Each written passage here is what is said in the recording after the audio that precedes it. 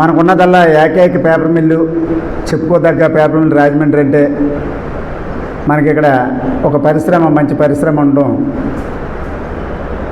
మనం గర్వించేటటువంటి విధంగా మాకు కూడా ఒక పెద్ద పరిశ్రమ ఉంది.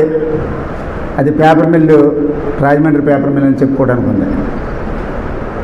మరి దీంట్లో అనేక మంది, వేల మంది కార్మికులు ఈ పరిశ్రమలో పనిచేస్తూ ఉన్నారు. భార్య బిడ్డలను పోషించుకుంటూ ఉన్నారు. ఈ పరిశ్రమ ఆధారంగా కొన్ని మంది బయట కూడా కొన్ని వందల మంది దానివల్ల ఉపాధి కలిగిస్తూ ఉంది. ఈ పరిశ్రమలో అనేక మంది ప్రముఖులు ఈ పేపర్ మిల్లుకి సంబంధించి, రాజమండ్రి పేపర్ మిల్లుకి సంబంధించి చాలామంది ప్రముఖులు కూడా ఇక్కడ రావడం, మంచి పేరు తెచ్చుకొని అందరి మన్ననలు పొంది ఉన్నతాధికారులుగా ఉన్నటువంటి పేపర్ మిల్ యాజమాన్యంతో ఉన్నటువంటి ఉన్నతాధికారులు ఒక మంచి పేరు సంపాదించుకున్న పరిస్థితి కనపడుతూ ఉంది. ట్రేడ్ యూనియన్లు కూడా అనేక మంది, బయ్యా జోసఫరాజ్ గారు కానివ్వండి, ఇంకా అనేక మంది ప్రముఖులు ఇక్కడ ట్రేడ్ యూనియన్ నడిపారు. ఇచ్చినటువంటి నోట్లు ఉంటుంది. ఒక కామాంధుడి యొక్క పరిస్థితి, తన యొక్క విధానం, పేపర్ మిల్లు పరువుని, ఆ కార్మిక రంగం పరువుని మరి తీసి అతను కామాంధుడిగా తయారయ్యి అతన్ని ఎదిరించిన వాళ్ళు అయితే వాళ్ళ ప్రాణాలు పోవడం, లేకపోతే బయటకు పోవడం, ఏదో చేసేటటువంటి పరిస్థితి చేస్తూ వస్తున్నాడు ఇతను. నేను కూడా ట్రేడ్ యూనియన్లో ట్రేడ్ యూనియనిస్ట్గా గతంలో పనిచేసాను. ఇప్పుడు కూడా కొన్ని యూనియన్లు నాతో ఉన్నాయి. నాకు ఎక్కువ సమయం లేక ట్రేడ్ యూనియన్లు నడపట్లేదు, కానీ మరి ట్రేడ్ యూనియన్లు కూడా గతం నుంచి నడుపుకుంటూ వచ్చినటువంటి వ్యక్తిని, అంటే ఒక కార్మిక రంగం నుంచి వచ్చినటువంటి వ్యక్తిని నేను. మరి అక్కడ కార్మిక లోకం ఏ రకంగా ఇబ్బంది పడుతుంది అనేటటువంటిది ఆలోచిస్తే, ఒక పర్మనెంట్ కార్మికుడు ఆత్మహత్య చేసుకునే పరిస్థితి వచ్చింది ఈయన వల్ల. అలాగే ఇద్దరు కార్మికులు, 40 ఏళ్ళు వయసు కలిగినటువంటి కార్మికులు, వాళ్ళు ప్రాణాలు కోల్పోయే పరిస్థితి ఈయన వల్ల వచ్చింది. మహిళా కార్మికురాళ్ళు అయితే నన్ను రేపు చేశాడు మొర్రా అని చెప్పేసి ఒక కార్మికురాలు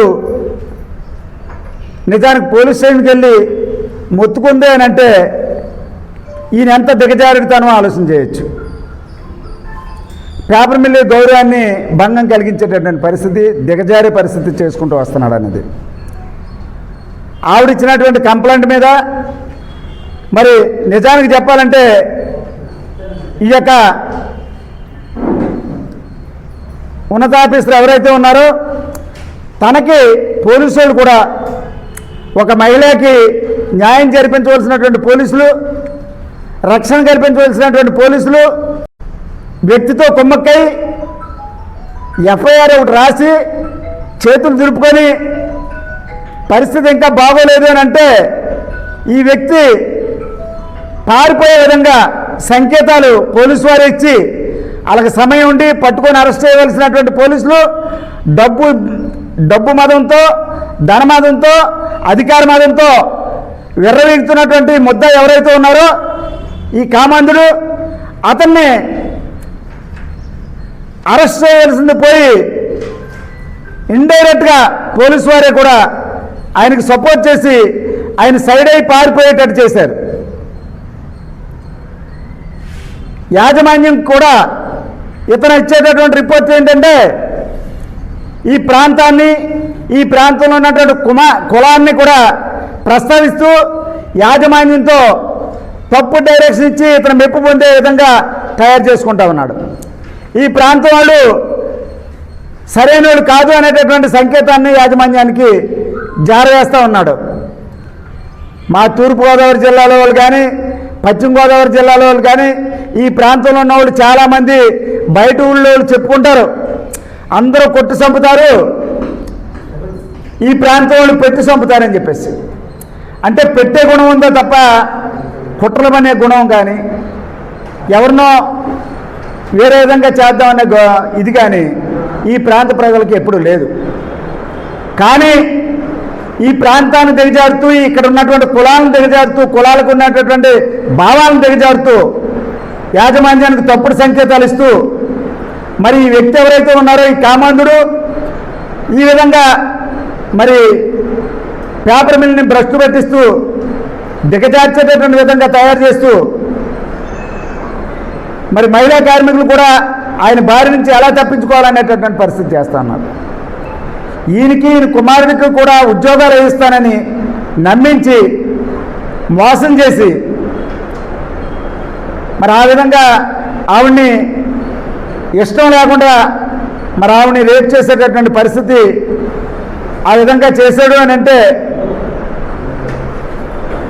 మహిళా లోకం, రాజమండ్రిలో ఉన్నటువంటి మహిళా లోకం చూస్తూ ఊరుకుంటుంది అనుకుంటున్నాడు ఈయన. రాజమండ్రి ప్రజానికం అవసరమైతే మహిళ పట్ల సపోర్ట్గానే అందరూ ఉంటారు.